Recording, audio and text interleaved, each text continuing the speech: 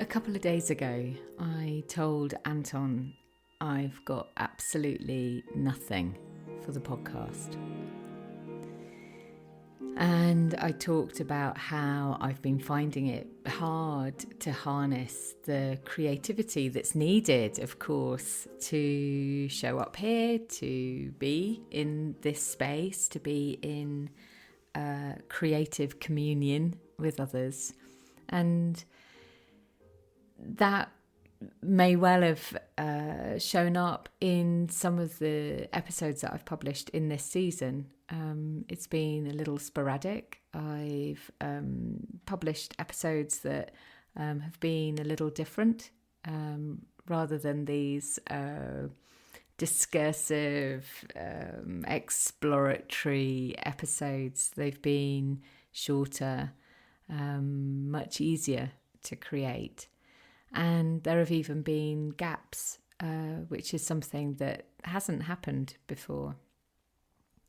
And I even recorded a whole episode and ended up deleting the entire thing, which also is something I've never done before.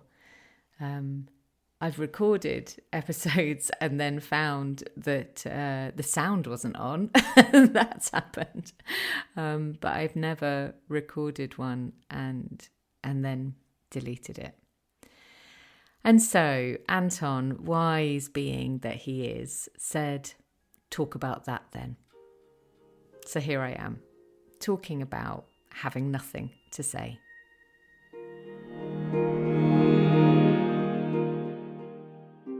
Welcome to the Henny Flynn podcast, the space for deepening self-awareness with profound self-compassion. I'm Henny.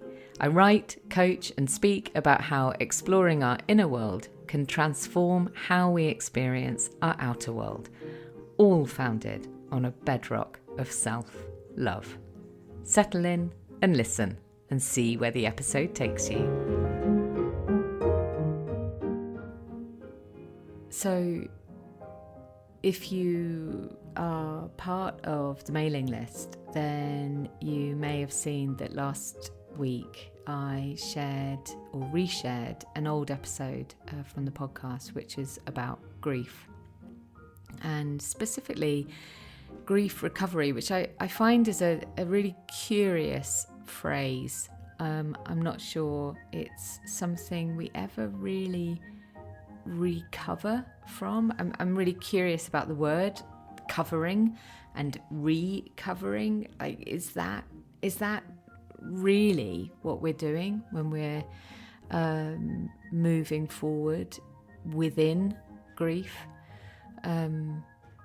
That's, I suppose it can become semantics, but my sense is more that we accommodate grief within us. We make space for it, just as we held space for the love that was the precursor to the grief. And grief, of course, affects all of us in very different ways. So if you're not familiar with some of the messages that I've been sharing over the past few weeks, then you may not have seen that we, as in our friendship group, are experiencing a really profound loss now, and it's affected so many people that I love so deeply, including myself, and I'm really curious about it. I'm curious about it in a deeply personal way, and I'm curious about it in a professional way as well. And I've really explored internally, is this something that I want to talk about? Is it okay for me to talk about it?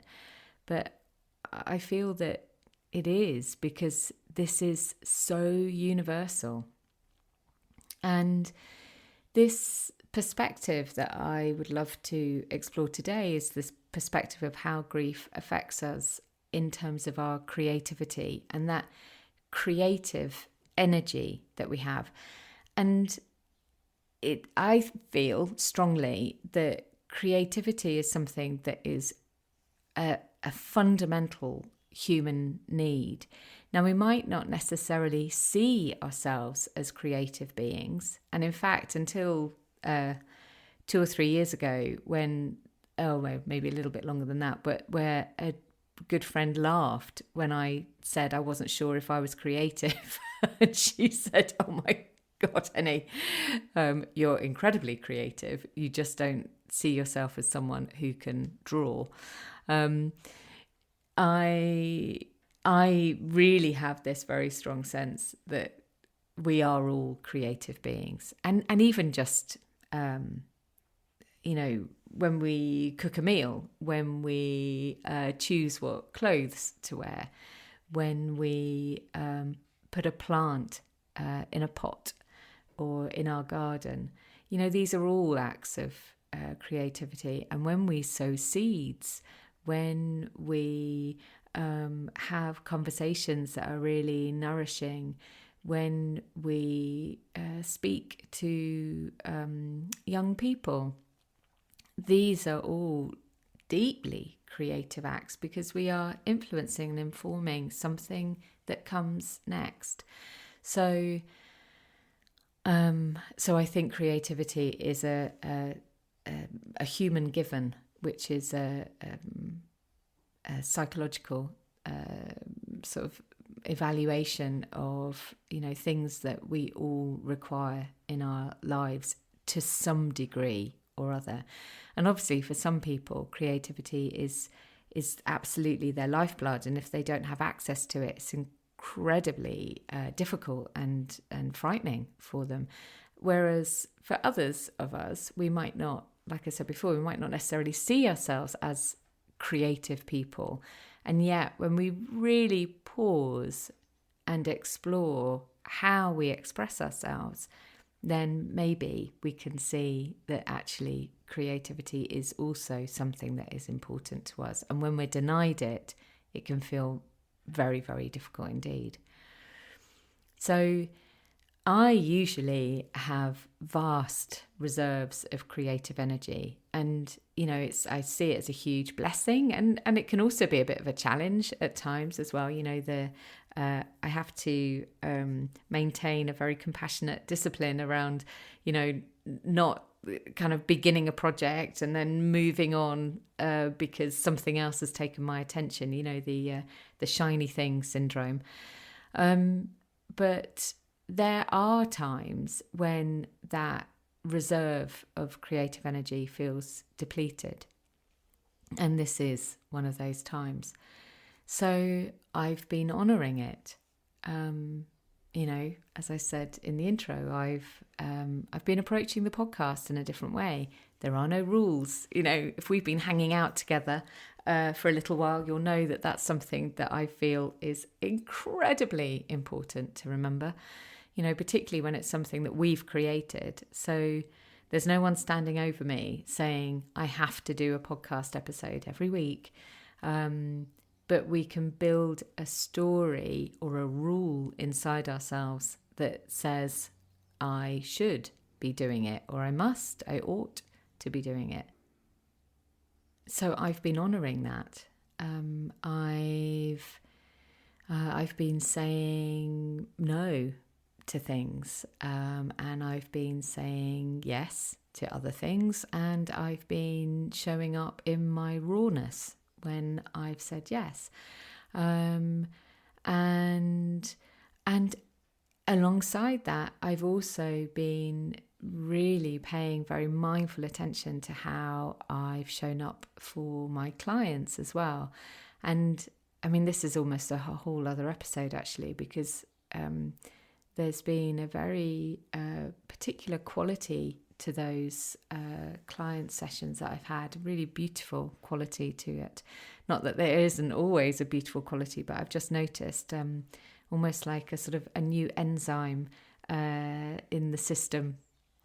And, I've absolutely loved those conversations. And doing this therapeutic coaching work, it is a process of creativity, because I never know where a conversation is going to go. It's not up to me what is most important for that client. So it is a deep act of creativity.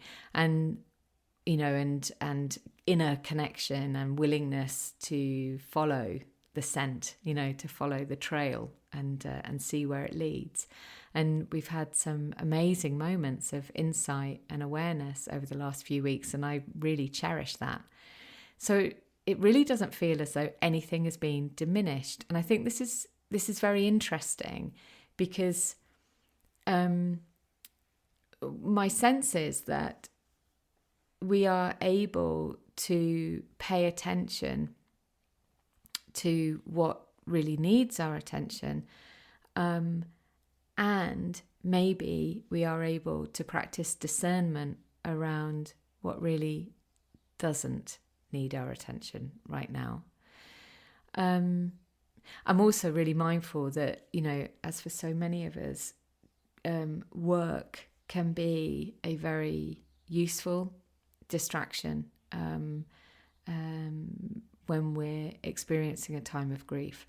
And as I say all of this, I'm also extremely mindful of the range of grief that we can feel. When it's the loss of someone who is extremely close to us, a partner, a child, a parent, that holds, each one of those holds its own quality. When it's a friend, a colleague, someone that we don't know well but we really liked, each of those holds its own quality. And obviously, of course, grief isn't just about the death of somebody. Grief is also about change. It's about moving home. It's about changing jobs. It's about retiring. It's about different life stages. So, my sense is that all of these griefs can all affect our sense of creativity. So I've been honouring this need for less, and as I said, Anton, in his very wise way, suggested that maybe I come here and talk about this. And I've also been doing some research around the loss of creativity through grief. And it's fascinating how much research there is out there, not only on the impact of grief on creativity, but also on the importance or the value of creativity in supporting us as we navigate grief. So one of the bits of research that I came across showed that experiencing sadness, which is essentially what grief is, experiencing sadness results in a deactivation of the left prefrontal areas of the brain relative to the right side. And while the left side of our brain specializes in positive emotions like joy and hope, the right hemisphere specializes in emotions like anxiety. So, unsurprisingly, the right side of the brain seems to be more active during periods of grief. But something that's shown up in the bit of research that I was reading, I don't know if you can hear Ronnie scratching in the background. I'm so sorry. I have tried to stop him. But the main problem during grieving seems to be the relative deactivation of the left hemisphere rather than the over activation of the right hemisphere, if that makes sense. So it's more about the left side getting suppressed rather than the right side getting activated. So even if creativity can help to heal when we're navigating grief, we don't always feel like tapping into our creative sides following a loss or a trauma. So I think this is really interesting. I mean, it completely plays out what I've experienced, and I'd be so curious to hear from you whether you've also noticed this. So it's not so much that you're feeling even more anxious or or some of those sort of emotions that we might label not so positive or might label negative. But it's more a kind of suppression of the feelings of joy and energy, that creative energy I was talking about. And so therefore the energy that we have to become creative again just doesn't seem to be available for us. I've definitely experienced that over the last few weeks. And I'm really interested actually as I look back over other griefs that I've experienced, big changes, loss of my mother. We had a miscarriage a few years ago, several years ago, and I'm very aware as I look back at those times that I experienced the same thing, but I didn't have the self-awareness that I've got now to really pay it attention. And I'd be curious to know, has that been something that you've noticed yourself? Whether or not you consider yourself to be doing a job that is centered in creativity. However, alongside this, research also shows that the mere expression of emotion in artistic form when you are hurting is beneficial. So isn't that fascinating? The thing that we don't want to do could potentially be the thing that could help us navigate the thing that's stopping us. I think, this is sort of reminding me of a quote, which I just can't quite get my fingers on. If that sparks something for you, will you let me know? Because I feel like there's a famous quote about that somewhere. And I think for me, it's one of the reasons why journaling has been and continues to be such an important practice for me. And it's the reason why I wrote In the Flow, Journal Your Inner Wisdom, because, when we are experiencing times of loss or pain or change or sadness, being able to express ourselves creatively, and in psychological and research terms, it's often called expressive writing. It enables us to release emotions, thoughts, feelings that we might otherwise suppress or bottle up in some way. And so the act of putting pen to paper becomes an act of creativity. And as the research shows, that can actually really support us when we're in a painful place. So isn't that beautiful? And there's another article which I'm going to share in the show notes, which I found to be a really interesting piece. And it's from someone who coaches people who are artists in their creative work. And she had experienced her own grief, the loss of her father after 2.5 years of coping with cancer. And so she was really noticing the impact of grief on her own creative work.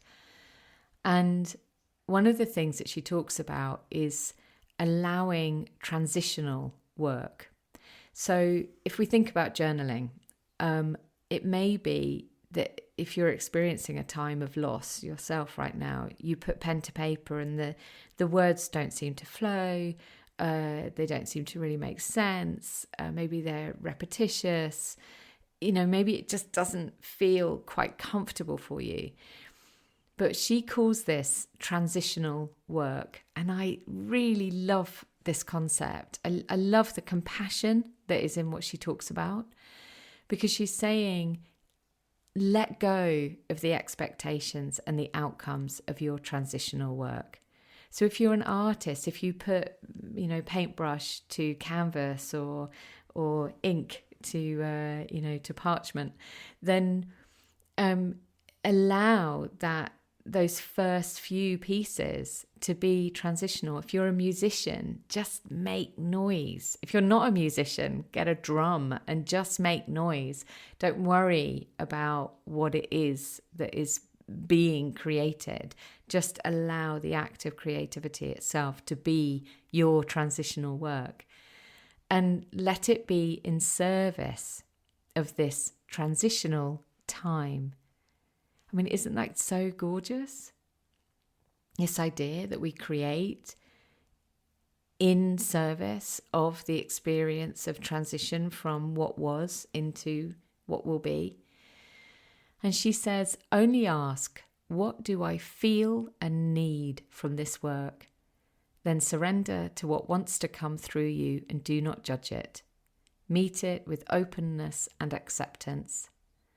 And she goes on to say, find a way to remind yourself daily to treat yourself with kindness and compassion. You can see why her writing really resonated with me. I mean, I read what she wrote and I just thought, I really want to meet this woman. She sounds so gorgeous.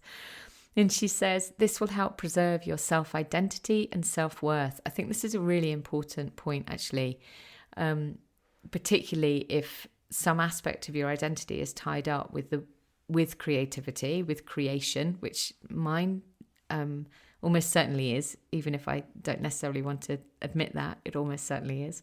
And so it will help preserve that sense of self-worth, that sense of identity. And while this is always essential for the support and nurturance of your creative process, it is never more important than it is at this time. So she's saying, this act of kindness and compassion toward ourselves in whatever creative endeavor is, we enjoy, whether that is gardening, painting, music making, writing, moving, creating beautiful makeup, whatever the thing is for you, styling people's hair, like whatever it is that you do that is creative, building, models, just really, really hold yourself with compassion and give yourself the opportunity to be creative. And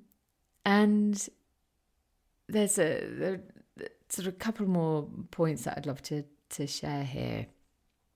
One is I came across a Chinese proverb that says, you cannot prevent the birds of sorrow from flying overhead, but you can prevent them from building nests in your hair. I'm going to say that again. As someone with long and quite often unbrushed hair, this the idea of birds building nests in my hair kind of resonates with me. But the proverb says, you cannot prevent the birds of sorrow from flying overhead, but you can prevent them from building nests in your hair. But how do we do that? How do we prevent the birds of sorrow from building nests in our hair? And maybe part of this process is allowing ourselves this gateway, this doorway, this access into some form of creativity. And,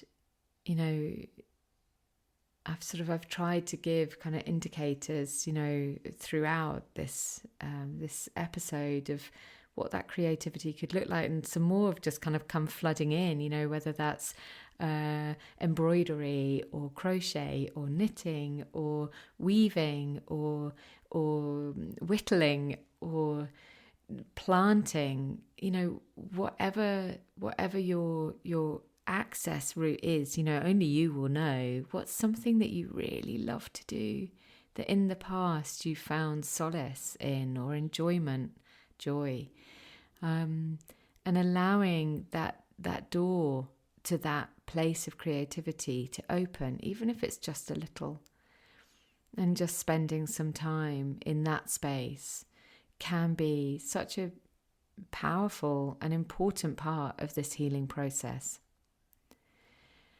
And It's just reminded me actually of one of the poems from My Darling Girl, which is "It's okay having nothing to say." I might hook it out at the end and share that with you as well. But before I do that, I also came across another piece which really resonates with this idea of the birds of sorrow, actually, but also this idea of creativity as a tool, as a vehicle to support us as we move through grief. And it's a poem by a writer called Jessica Moore from a collection called Everything Now. And the poem is this, and again, I'm going to put this poem into the notes so that you can spend a little time with it, because I think it's really worth it. And so the words go: memory is a strange bird, doling out the world in shards, the stuff we are made of. I am the keeper now. I hold them all. Tonight, as I write, I become conjurer. When I open my hands, 1,000 sparrows.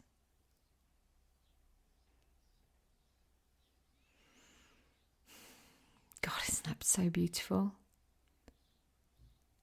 It's so beautiful. I just want to read it again and again. This idea of, memory are strange birds, but when we write, when we create, we release 1,000 sparrows. Isn't that so? Oh gosh, there's something so evocative about that.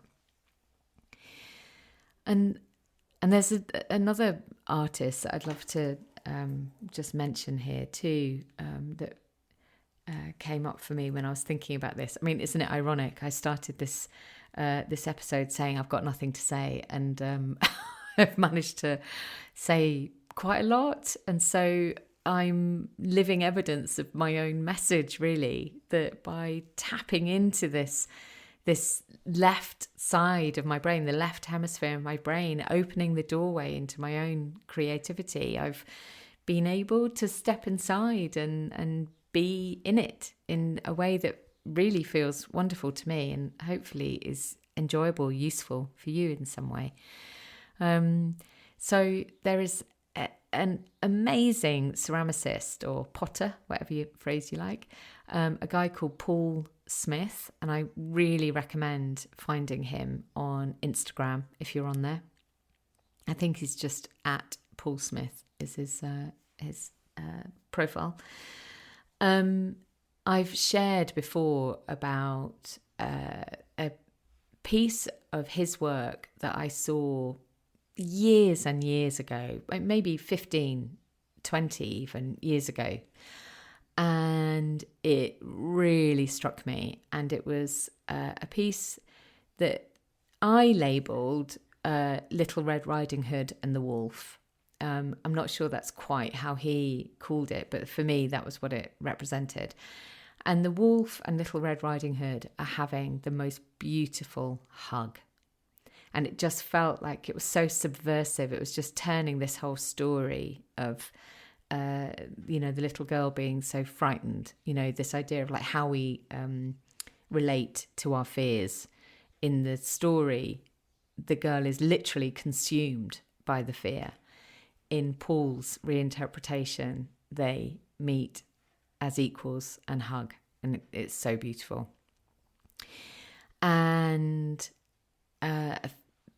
many years later, I came across a photograph that I'd taken of this piece, and I realised that it was such an incredible representation of my own internal experience that I'd navigated my way to by that point, which was that the black dog that I sense is inside me, representative of anger, a part that I was always quite scared of, was actually a part of me that was really just trying to look out for me, and I didn't need to be frightened of him.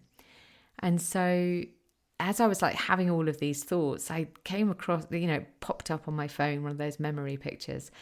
And I happened to share, this picture really reminds me, it's reminiscent of this piece of work I've been doing internally. And a whole load of people wrote back to me and said, oh, it's Paul Smith. He's an amazing ceramicist. Someone else said, he's a friend of ours. Someone else said, I've got a piece of his work. And it was like, oh, hang on a minute. This guy, I need to connect with this guy. And I ended up commissioning a special version of the black dog and the girl hugging. And I have it on the mantelpiece in our house, and I absolutely love it. Every time I look at it, it fills me with so much joy. The love that he has imbued these two figures as they hug each other.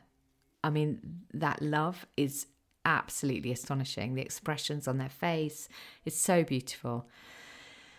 And then, so the reason for giving you that long preamble, that story, the reason for sharing this is recently I saw he shared another version of the wolf and the girl.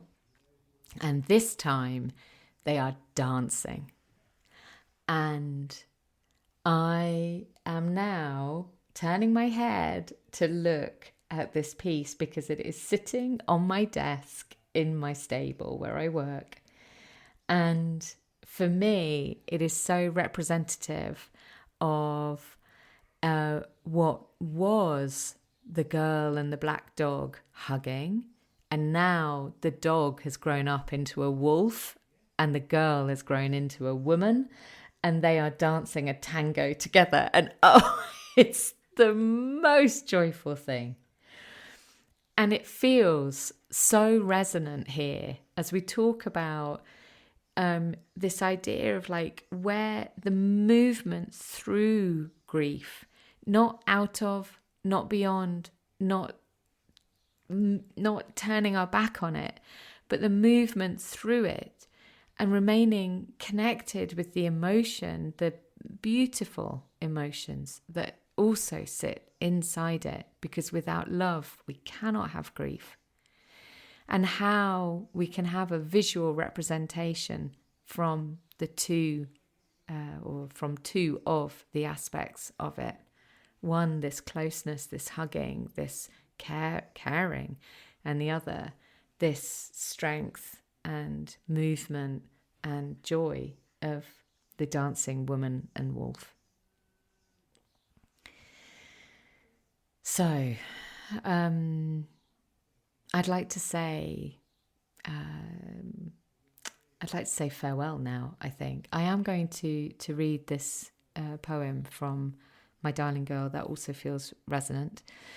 But I'll say goodbye before I do that. And also, I think for my own well-being, I think this is the last episode of this season.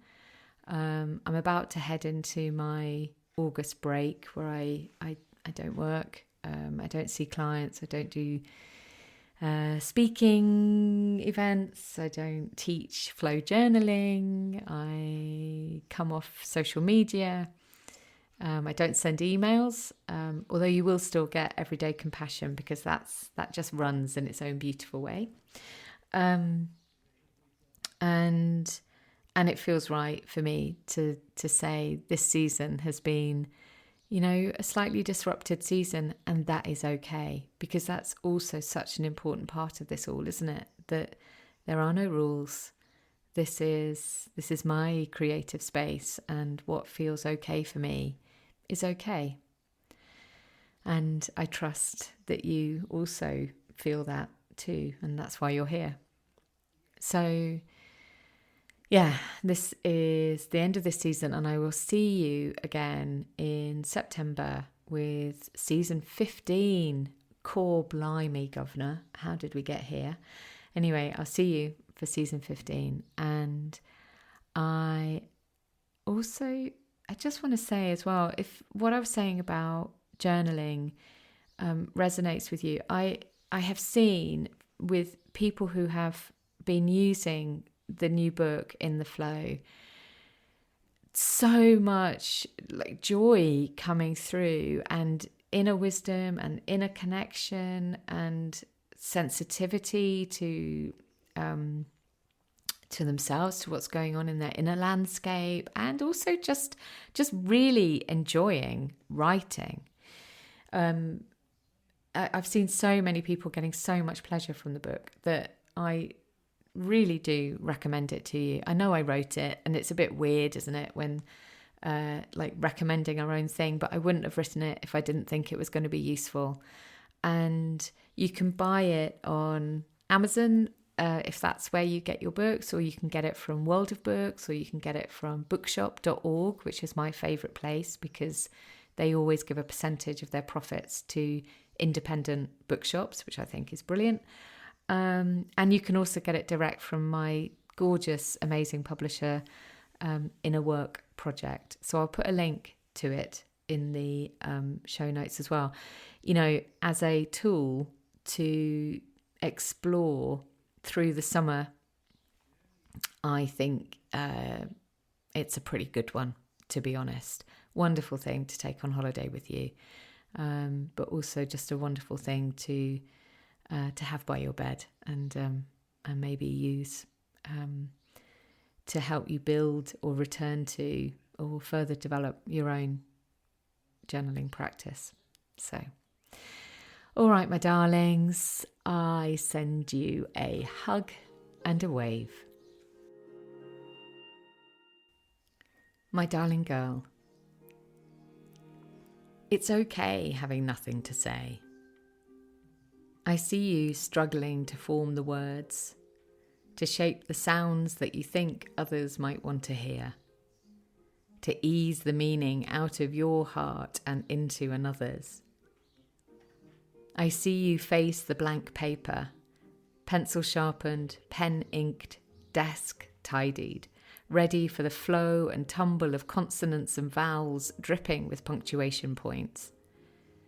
I see you dig around in your mind, discarding this, that, and the other as not worthy of your penmanship, not worthy of your readership.